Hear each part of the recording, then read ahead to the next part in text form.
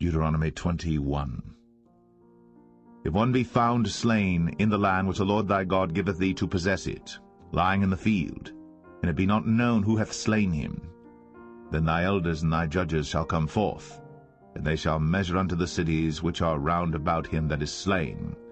And it shall be that the city which is next unto the slain man, even the elders of that city shall take an heifer, which hath not been wrought with, and which hath not drawn in the yoke. And the elders of that city shall bring down the heifer unto a rough valley, which is neither eared nor sown, and shall strike off the heifer's neck there in the valley.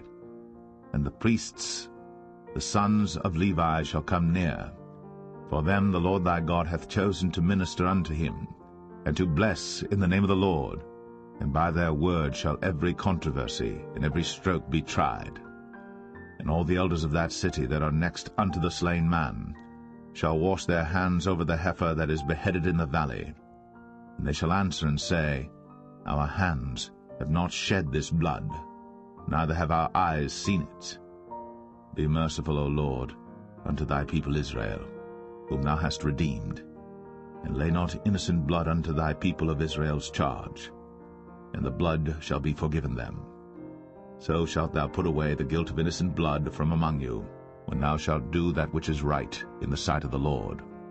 When thou goest forth to war against thine enemies, and the Lord thy God hath delivered them into thine hands, and thou hast taken them captive, and seest among the captives a beautiful woman, and hast a desire unto her, that thou wouldest have her to thy wife, then thou shalt bring her home to thine house, and she shall shave her head, and pare her nails.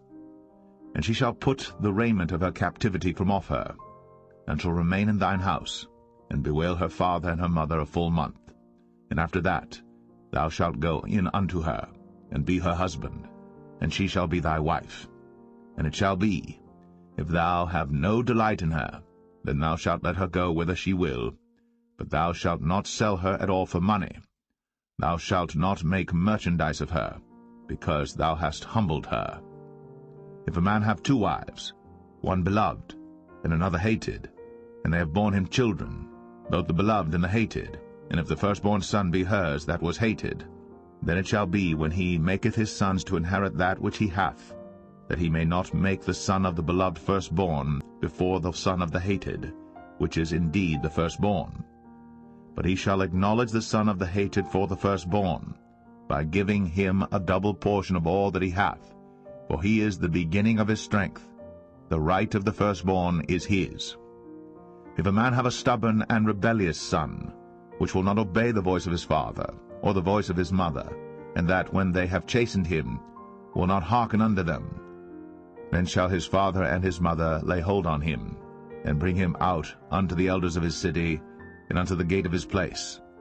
And they shall say unto the elders of his city, This our son is stubborn and rebellious.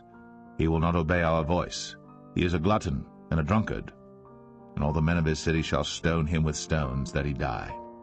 So shalt thou put evil away from among you, and all Israel shall hear and fear.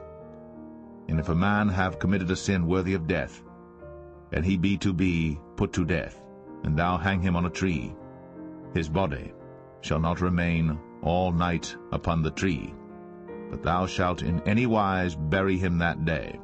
For he that is hanged is accursed of God, that thy land be not defiled, which the Lord thy God giveth thee for an inheritance.